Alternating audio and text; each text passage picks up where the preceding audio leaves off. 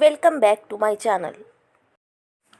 Let's start today's session. Today we learn the subject science of standard 7.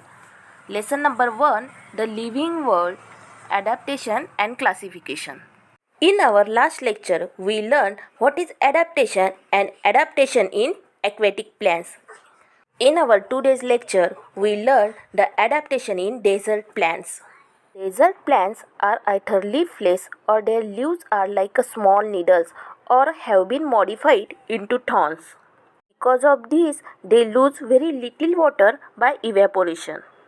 The stem of desert plant is fleshy because it stores water and food. The stems are green as they perform photosynthesis in the absence of leaves.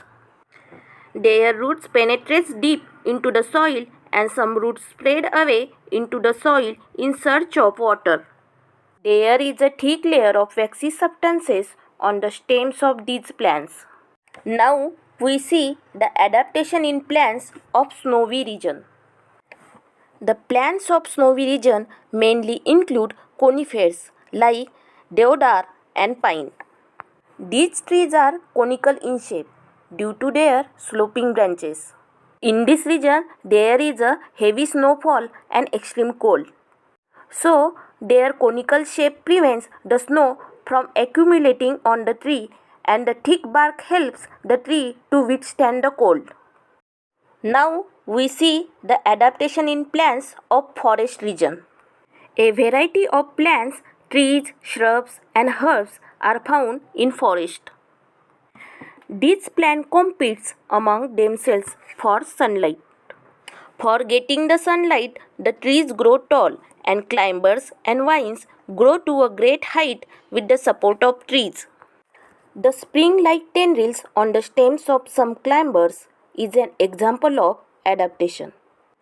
Now we see the adaptation in grassland plants. The diverse types of bushes and grasses are found in the grassland. The fibrous root of grasses prevents soil erosion. Forests in the equatorial region are dense.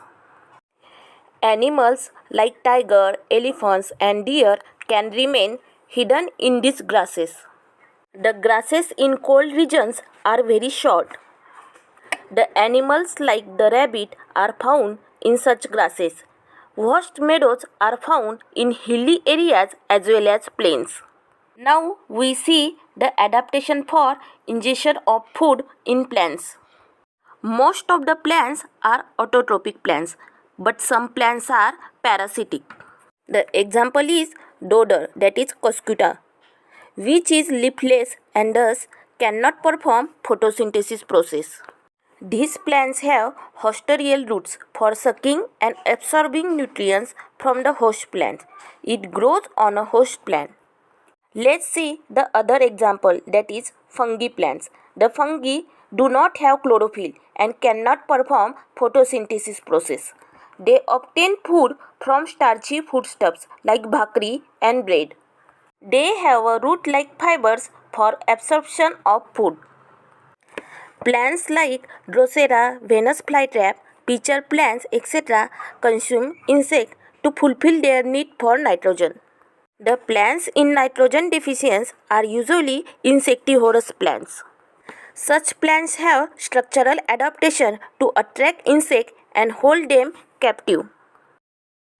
Thanks for watching my video and don't forget to subscribe.